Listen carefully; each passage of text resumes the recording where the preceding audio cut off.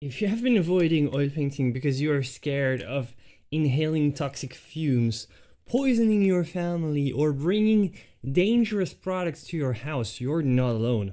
The fear of toxicity is one of the biggest barriers keeping passionate beginners from ever picking up a tube of oil paint.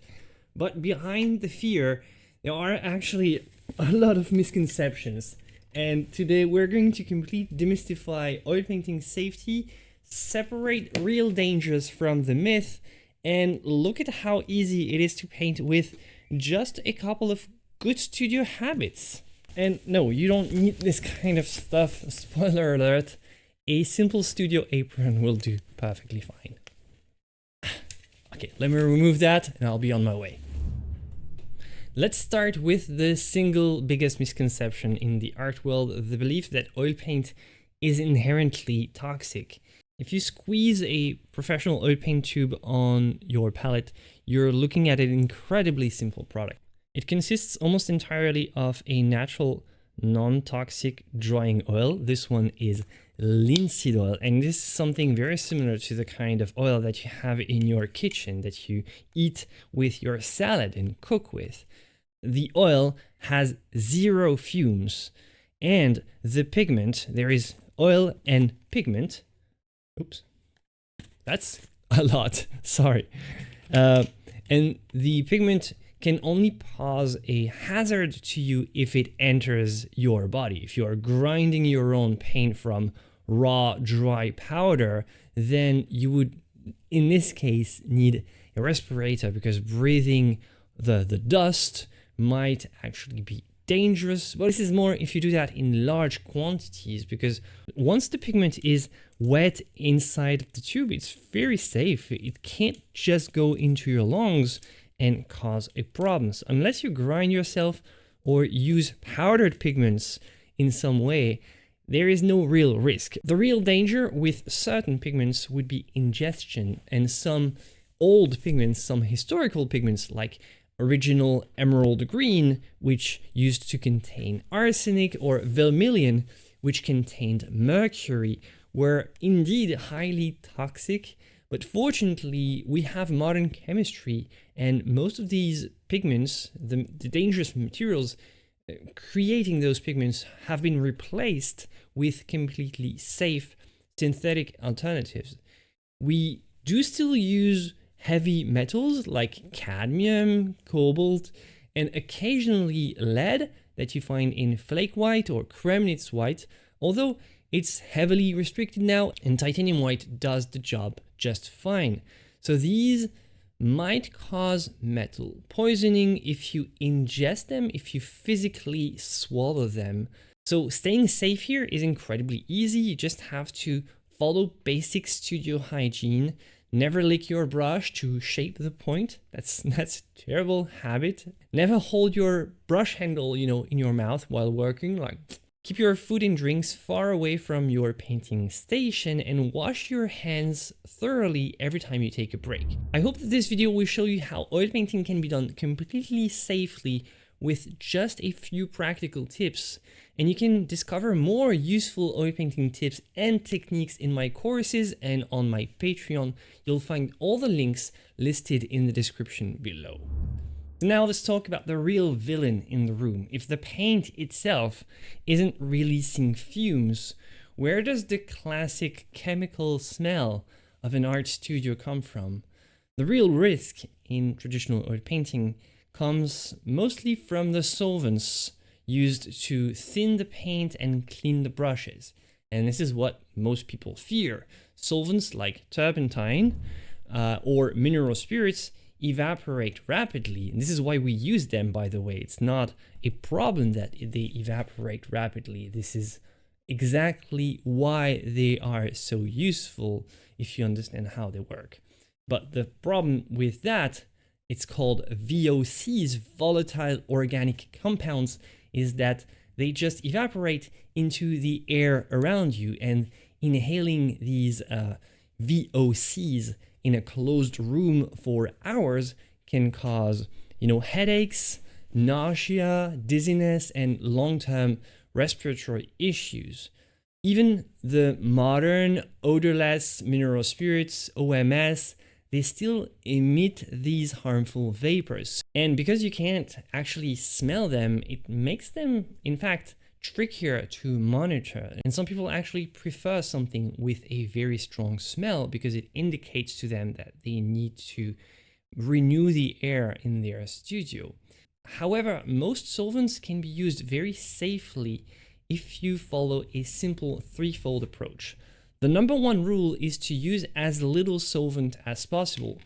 So for example, rather than keeping a giant bucket of mineral spirits under your easel like Bob Ross, what you want is to have something that can close and with an airtight lid like that and keep your solvent nicely contained in this sort of container. This is the safest way to store your solvent in a nice jar like that. And once you're not using it, simply close it down. Next thing to do is to make sure that your workspace is well ventilated with active airflow, such as open windows on both sides or a fan blowing the air or something like a ventilation system.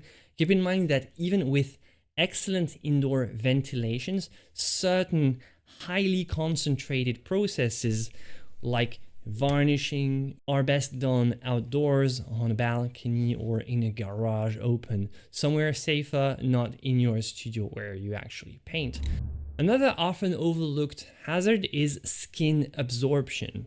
While pure linseed oil won't harm your skin, the solvents, on the other hand, are highly transdermal, which means that if you get some paint thinner on your hands, it can easily absorb straight through your skin and carry some of the dissolved pigments and chemicals directly into your body. So if you do, for some reason, splash solvents on your hands, you have to wash it off immediately with soap and water.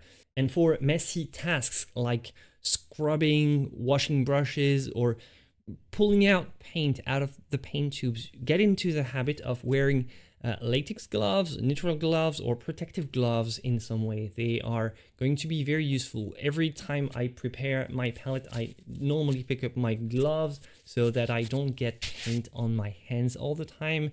And every time I use medium, normally I like to use these kinds of gloves. They're very useful, very practical, and they can be removed like that very easily.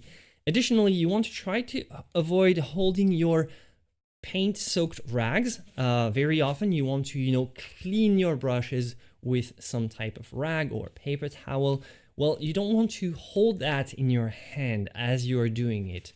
And what I do in my studio is I use a small clamp attached to the side of my palette to hold the wiping rag in place so that I don't have to touch it with my hands. And this keeps my hands free, clean, and solvent-free.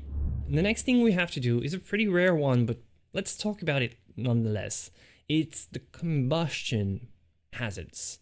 While this very simple bottle of linseed oil is very non-toxic, it might actually pose a little bit of a threat. And the threat is that it might spontaneously combust. It is a real thing that happens, but it can easily be managed. All right, so one thing you have to know is that oil doesn't dry by evaporation. Oil dries through a chemical reaction called polymerization, where it absorbs oxygen and slowly hardens over time. Now, a chemical reaction with oxygen releases a tiny amount of heat. When the paint is drying flat on a canvas, the heat simply dissipates instantly into the air and is completely unnoticeable. You will not feel your canvas heating up while it's drying. However, if you take a large pile of soaked rags and you crumple them into a tight ball inside a trash can, the heat might get trapped and the oxygen-rich polymerization will continue inside of this dense pile of linseed oil soaked rags. The temperature can rise until the rags spontaneously ignite.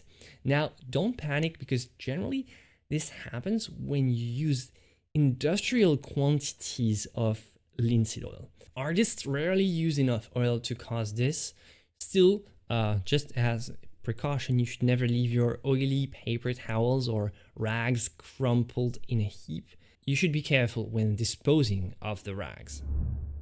Now, if you want to completely skip the worry of ventilations, VOCs, and chemical vapors, the absolute best news is that you can paint entirely solvent-free, and it's actually one of the easiest things to do. It's safe for small apartments, perfectly friendly for pets and kids. And to go solvent-free, you just need to adjust your medium and your cleanup method. The painting method that you want to use for that is called the alla prima, or wet on wet approach.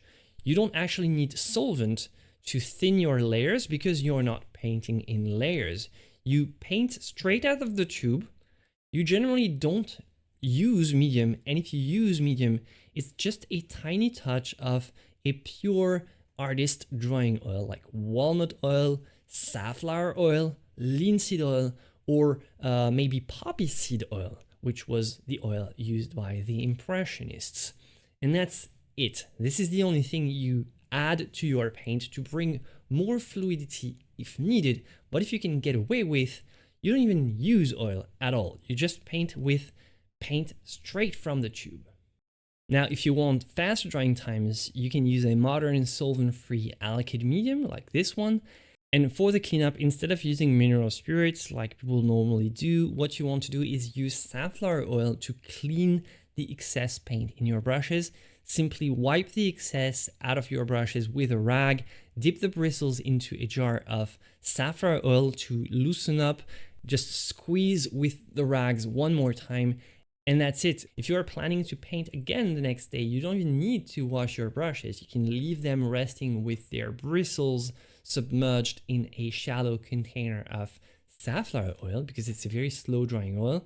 It's very slow drying, so the paint on your brush won't dry out overnight, keeping the hair perfectly conditioned for the next day. When you do want to wash them completely, then in that case, it's even more simple. You just use ordinary dish soap or a bar of a specialized artist soap and warm water.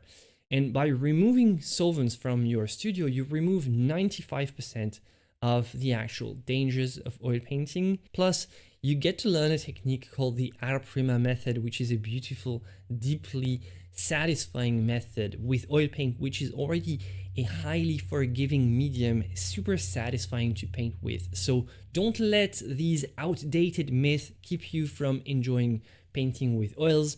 Oil painting is simply one of the best mediums you can use. It's actually the best for beginners, and it's just the best for painting figuratively in general. If you like this video, you'll probably also like this one.